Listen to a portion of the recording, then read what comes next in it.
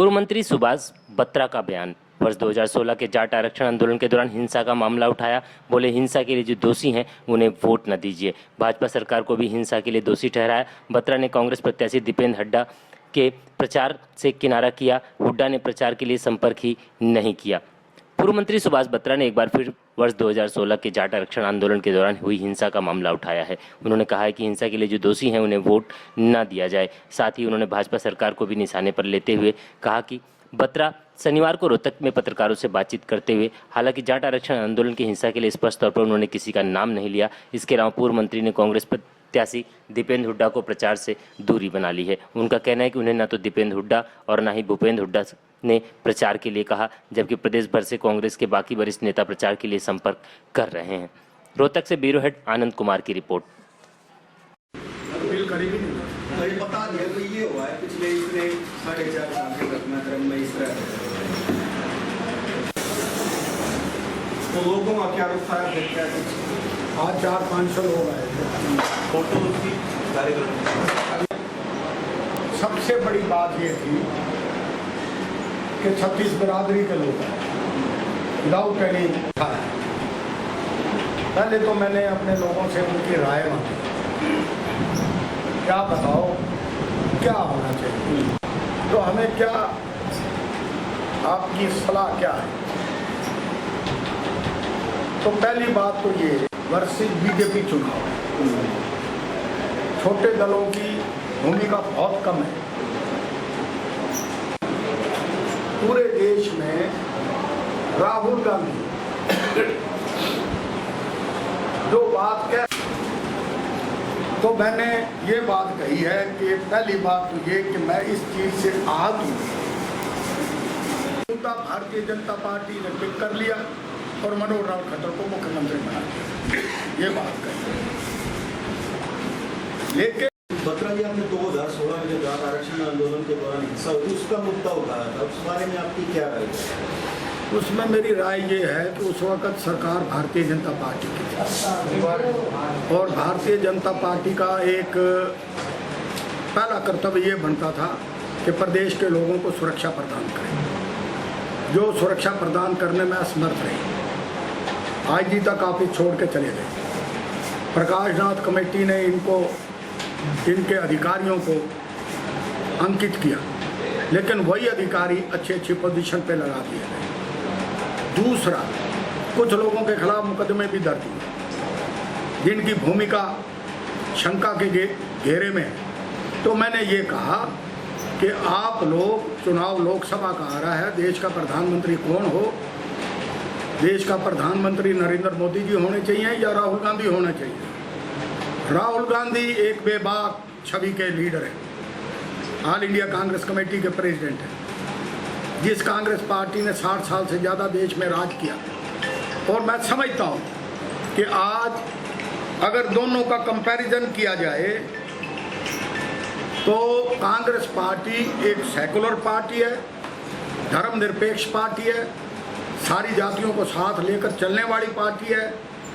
लेकिन मैं आज ये बात भी कहना चाहता हूँ कि हर लीडर की भूमिका आने वाले चुनाव में तय होती है।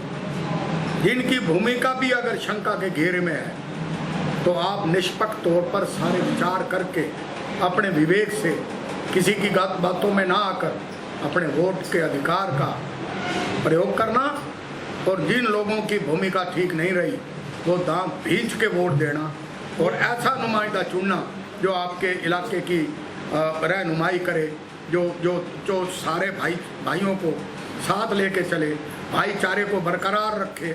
मैं ये कहना चाहता हूँ। आपकी नज़र में कौन दोषी था? 2016 में जो हिंसा हुई इसके लिए कौन दोषी था? मैंने कहा तो भैया, सबसे पहले तो भारतीय जनता पार्टी दोषी थी। आप दीपेंद्र हुड्डा के लिए प्रचार करेंगे? मैंने आज कहा तो है कि कांग्रेस की वोट देंगे। दीपेंद्र हुड्डा के लिए प्रचार करेंगे? वो मुझे उन्होंने कहा ही नहीं, जब कहेंगे तो फिर उसके हिसाब से चलेंगे। अभी तक आपके मन नहीं बनाया? हाँ जी, मन नहीं बनाया? मैंने मन नहीं बढ़ाया, मेरे को उन्होंने अप्रोच ही नहीं किया। तो आप किसके लिए वोट, किसके लिए अपील करें? मैंने अपने दोस्तों को बुलाया, जो काफ़ी संख्या में लोग आए, और सभी जातियों के लोग आए। मैंने उनसे अपील की कि कांग्रेस की वोट देना। प्रदेश अध्यक्ष अशोक तंवर के लिए प्रचार करेंगे? मैं प्रदेश अध्यक्ष अशोक तंवर के चुनाव प्रचार के लिए 2 दिन लगा के आया हूँ, भिवानी होके आया हूँ। मुझे भूपेंद्र हुड्डा दपेंद्र हुड्डा कहेंगे, यहाँ भी प्रचार प्रसार करूँगा। अच्छा, 2016 का जो आंदोलन था उसमें कहीं ना मैंने ये बात कही है कि मान लो किसी के खिलाफ मुकदमा पेंडिंग है या किन्हीं की भूमिका संदिग्ध है, तो मैंने प्रत्याशियों को ये कहा है कि आप कृपा करके उनको साथ लेके ना चलें जिसका उल्टा असर पड़े। एहतियात बरतने की बात है, मैंने ये बात कही है। लेकिन जब तक वो दोषी करार नहीं होते तो आप कैसे उनको दंडित कर सकते हैं? नहीं तो फिर आपने वोट के एक तरफ आप ये कह रहे हैं कि बीजेपी जिम्मेवार, आप जब कोई भूमिका तय ही नहीं की तो आप कैसे उनको दोषी करें? तो मैं दोषी तो कह नहीं रहा, निर्दोष है वो, मेरी नज़र में निर्दोष है। आगे न्यायपालिका का काम है कि वो दोषी ठहराते हैं नहीं ठहराते। बीजेपी की भूमिका मैंने ये कहा है कि अगर आम आदमी के खिलाफ 751 का भी मुकदमा होता है तो पुलिस और एसटीएम कोर्ट से उसके खिलाफ फौरन उसके घर पहुंच के उसको गिरफ्तार कर लेते हैं। लेकिन 2016 की घटना हो गई, इतनी भयंकर घटना हुई, हजारों करोड़ का नुकसान हुआ और कितने लोग मारे गए, कितने लोग सैकड़ों की तादाद में जेलों में बंद हैं और मामले कोर्ट में लंबित हैं। तो मैं ये पूछना चाहता हूँ कि भाई आपकी सरकार थी, आपका नैतिक कर्तव्य बनता था सुरक्षा प्रदान करना।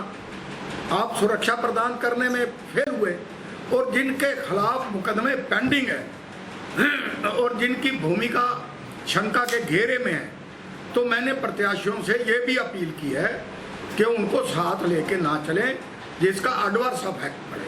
मैंने ये बात कही। अभी भी दीपेंद्र हुड्डा के प्रचार से वोट गायब है, क्या कहेंगे आप? मैं पहली बात तो ये कहना चाहता हूँ, मैं किसी तवर गुट के साथ नहीं, मैं ऑल इंडिया किसान कांग्रेस का कोऑर्डिनेटर और मैं पूरे प्रदेश का मीडिया प्रभारी हूँ। I am not attach with any group. मुझे भूपेंद्र हुड्डा दपेंद्र हुड्डा प्रचार प्रसार के लिए कहेंगे, मैं ज़रूर उनका प्रचार प्रसार करूँगा। उन्होंने कहा ही नहीं तो मैं किस बात का प्रचार प्रसार? अपने वोट हमारे कांग्रेस को जाएंगे। ठीक नहीं बता रही, अब चुनाव प्रचार पूरी चरम सीमा पे पहुंच गया है और इन्होंने अभी तक आपको अप्रोच नहीं। मैं बता देता हूँ जी, सुन लो, ये भी कर लो, वायरल करना।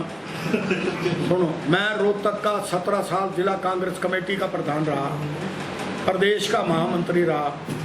मुझे मैडम किरण चौधरी ने अपनी बेटी के लिए 1 नहीं 10 टेलीफोन किए होंगे।